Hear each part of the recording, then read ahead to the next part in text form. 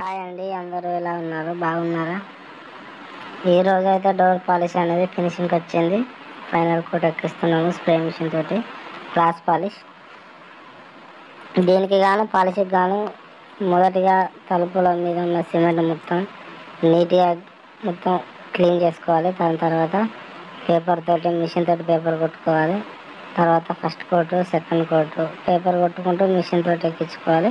Machine అందుబాటులో లేకపోతే brush తోటి ఎక్కించుకున్నా పర్లేదు, ఎందుకంటే అది అయిపోయిన తర్వాత ప్రతి కోట్కు మళ్ళీ పేపర్ కొట్టాల్సిన అవసరం ఉంటుంది. కాబట్టి బ్రష్ తోటి ఎక్కించుకుంటే సరిపోతుంది. ఒక ఫైనల్ కోట్ మాత్రం మిషన్ తోటి ఎక్కియాలండి, ఎందుకంటే అది ఫైనల్ ఫినిషింగ్ అదే. కాబట్టి మనకు బ్రష్ తోటి అంత ఫినిషింగ్ అంతా క్లియర్గా ఉండదు.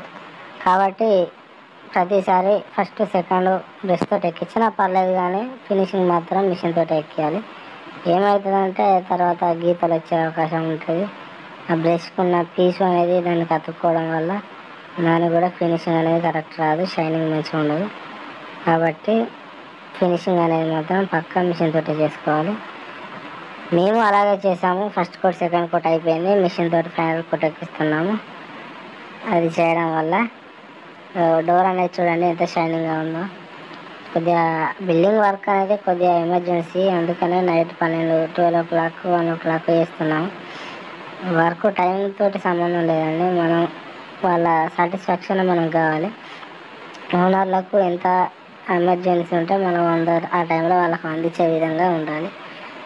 వాళ్ళు సాటిస్ఫై అవుతారు, మన గురించి 10 మందికి తెలిసే అవకాశం ఉంటుంది.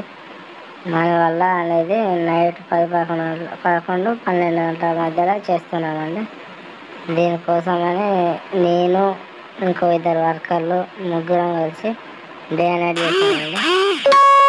చేసాం కాబట్టి ఆ రోజు ఫినిషింగ్ అయిపోయింది. బాగుందండి. Thanks friends.